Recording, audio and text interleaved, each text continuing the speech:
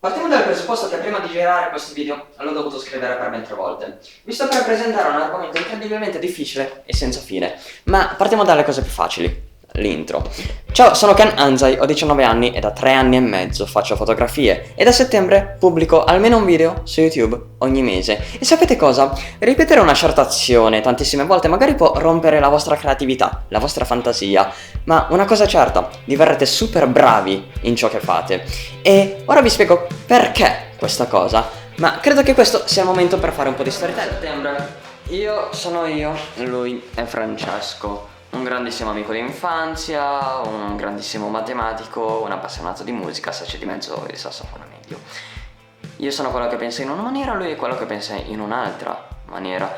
Io sono quello che dice che è impossibile vivere una vita a colpi di traguardi, lui dice che si può fare. Io sono quello che dice che si dovrebbe vivere tappa dopo tappa, essere ispirati dalla tappa in sé per raggiungere la prossima buca. Io sono quello che è ispirato costantemente, lui è quello che se fallisce ha finito il viaggio, ma comunque se fallisce deve ricominciare da capo o deve ripartire da un checkpoint, insomma non è che sia una cosa molto carina da fare. E io penso che forse sì, forse sono troppo poetico, forse sono troppo iperbolico. Probabile. Comunque, penso che la street photography debba essere per forza di cose essere vissuta attraverso una vita a tappe, piuttosto che una vita con un grandissimo traguardo. E questo lo penso perché potenzialmente, ma con una probabilità molto bassa, la storia della fotografia la può scrivere una persona che esce per la prima volta di casa con una macchina fotografica in mano. E penso questo perché la street photography mi sono reso conto che è un mix di esperienze, di focalizzazione di ciò che ti circonda attorno e ciò che hai dentro di te, magari uno spirito d'umorismo e comunque sì, attenzione è tutto ciò che ti serve. E credo che una vita con un grande traguardo sia impossibile in questo caso, perché staresti cercando un qualcosa che è condizionato da un evento esterno e non è la cosa più adatta da fare. La street photography d'altronde è un'altalena, ti fa volare ma ti fa cadere anche negli inferi più assoluti. È una cosa da ricordarsi sempre. In realtà questa applicazione penso che deve essere fatta per l'intera vita. Semplicemente ciò che dobbiamo fare è vivere il presente, lavorare duro e guardare costantemente ciò che abbiamo fatto, guardare i passi che imprimiamo sul nostro sentiero e fissarci un paletto, uno alla volta. Per fare un paragone con il golf, è come se volessi fare buca in 1 alla buca 9 quando sono ancora alla buca 2. E al tempo stesso ancora penso che questo discorso sia valido sempre, ma non per tutti. La street photography è un privilegio perché ogni giudizio è sottoposto da una controparte soggettiva. La musica e la matematica no. Dire che vivi una vita secondo un traguardo è una frase che ha senso se quello che devi fare sono dare esami e fare concerti. Ci sono delle date, se sei preparato ottimo, se non sei preparato non ottimo. La street photography non ha delle date, teoricamente. E lo premetto già da ora. La vita con un traguardo non è una vita che fa per me. E le motivazioni sono principalmente 2.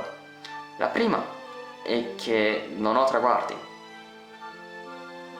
se non quello di migliorare giorno dopo giorno, e questa è una visione soggettiva. La seconda motivazione è che non ci sono traguardi, e questa è una visione oggettiva.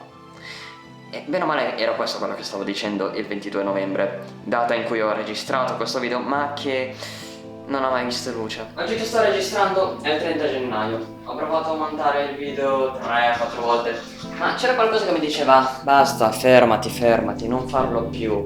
E cos'era quella cosa?